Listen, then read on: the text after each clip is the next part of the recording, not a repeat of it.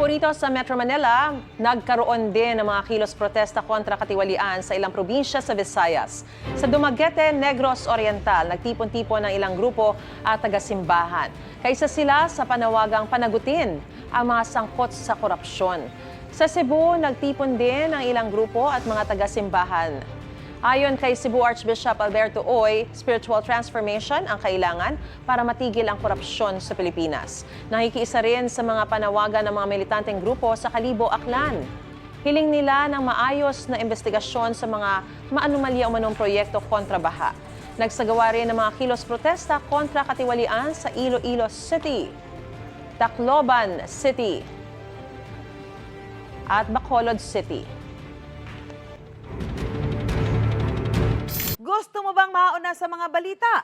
Mag-subscribe na sa GMA Integrated News sa YouTube at tumutok sa unang balita.